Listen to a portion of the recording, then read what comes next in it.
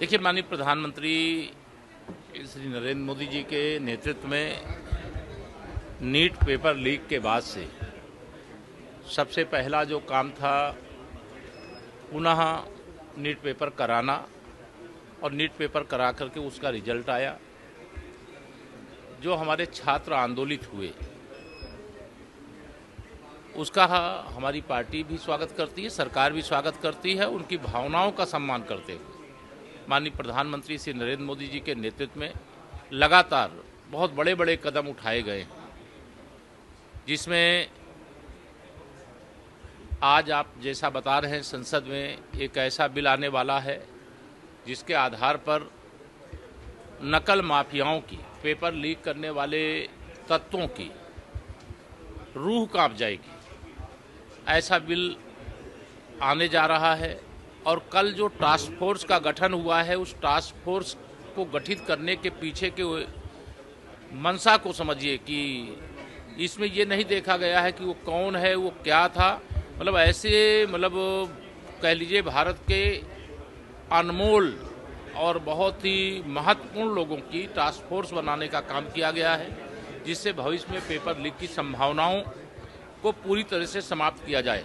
कानून भी बनाया जा रहा है, टास्क फोर्स भी गठित किया गया है और फास्ट ट्रैक कोर्ट का गठन भी किया गया है कि ऐसे मामले में अगर कोई दोषी पाया जाता है जांच में तो उसको समयबद्ध तरीके से निस्तारण करना। तो ये बहुत बड़े कदम हैं। माननीय प्रधानमंत्री जी के द्वारा उठाए जाने वाले हर कदम का देश भी स्वागत करता है, मैं भी स्वागत कर रहा हूं, और जो हमारा छात्र है वह भी इसका स्वागत कर रहा है। समाजवादी पार्टी लगातार पेपर लीक को लेकर जो है इस पर आरोप लगा रही है, हमले कर रही है। समाजवादी पार्टी तो नकल माफिया है, उसी के तो नकल माफिया उत्तर प्रदेश के अंदर बैठे हुए हैं। भारतीय जनता पार्टी की बाबूजी कल्याण सिंह जी के नेतृत्व में जब सरकार थी तो नकल अध्यादेश यहाँ आया था, और उस अध्यादेश को रद्द करने का काम उस समय की समाजवादी पार्टी की सरकार के द्वारा किया गया, और नकल करा करके पास कराने को ये अपने आप को बड़ा भारी खिताब प्राप्त करने जैसा समझते थे।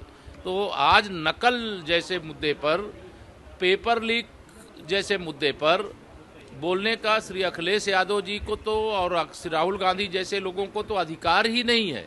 इसी प्रयागराज के अंदर भर्ती आयोगों को किस प्रकार से भ्रष्टाचार का आयोग उन्होंने बनाया, प्रतिभाशाली छात्रों की प्रतिभाओं को कुचलने का काम किया। तो समाजवादी पार्टी को कम से कम पेपर लीक जैसे मुद्दों पर बोलने का कोई नैतिक अधिकार नहीं। अच्छा, 30 जुलाई से कांवड़ यात्रा की शुरुआत होने जा रही है। कांवड़ यात्रा को लेकर सरकार की ओर से क्या इंतजाम किए गए हैं? देखिए, कांवड़ यात्रा की सरकार ने बड़ी मजबूत तैयारी की है। हम लोगों का प्रयास है कि जो भी शिव भक्त, जो भी कांवड़ यात्री कांवड़ लेकर के चाहे प्रयागराज से जाए, चाहे हरिद्वार से होकर के उत्तर प्रदेश से होकर के जाए, चाहे बाबा बैजनाथ जी की तरफ जाए, चाहे बाबा विश्वनाथ जी की तरफ जाए, चाहे आसपास के जितने भी महत्वपूर्ण भगवान भोलेनाथ जी के स्थान है वहाँ जाए, तो उनके आने जाने के मार्ग में कोई असुविधा ना हो, संपूर्ण सुविधाएं वहाँ पर उपलब्ध हों, सुरक्षा की भी सुविधा हो, और रास्ते में जो इतने श्रद्धा भाव से कांवड़ लेकर के जा रहे हैं उसकी पवित्रता को भी किसी प्रकार से ठेस ना पहुँचे। इसलिए इसका भी पता करके कि अगर कोई ऐसे लोग होते हैं, बहुत सारे रास्ते में ढाबे बना लेंगे, ऐसे खाने पीने का सामान बेचने लगते हैं, नाम कुछ और रखते हैं, होते कुछ और हैं, तो इस पर भी नज़र रहेगी। अच्छा, मांस मदिरा की दुकानें भी बंद रहेंगी क्या?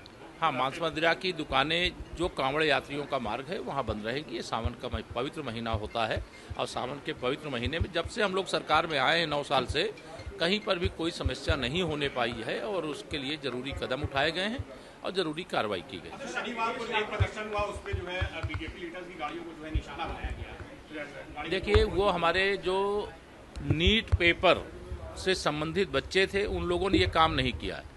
आंदोलन के बीच में समाजवादी पार्टी के गुंडों ने घुस करके अगर कुछ किया है तो उसकी जांच होगी, और जांच में अगर सपा के गुंडे अपराधी दोषी पाए जाएंगे कि चुनाव में लगातार पराजय के कगार पर पहुंच चुकी सपा अगर इस प्रकार के हिंसा का सहारा लेने का प्रयास करेंगे, तो इस समय भाजपा की सरकार है, आदरणीय योगी जी के नेतृत्व में सरकार है, अपराध करने वालों के खिलाफ जिस शक्ति से निपटा जा सकता है उस शक्ति से निपटा जाएगा।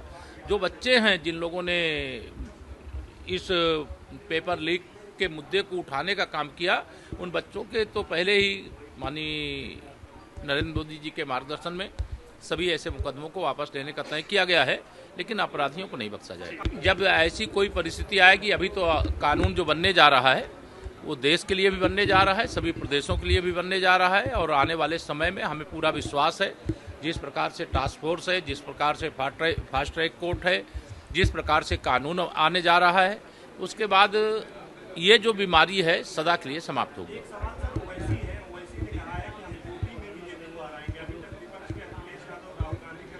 अभी तो श्री अखिलेश यादव मुंगेरी लाल के हसीन सपने देख रहे थे, अगर ओवैसी भी देख रहे हैं तो देखने के लिए कोई नहीं रोक सकता है, लेकिन जब 27 का रिजल्ट आएगा तो चाहे ये विरोधी एक साथ लड़े मिल करके और चाहे अलग अलग लड़े, भाजपा का कमल बहुत बड़े अंतर से खिलने जा रहा है। 2017 से बड़ी विजय मिलने जा रही है। धन्यवाद।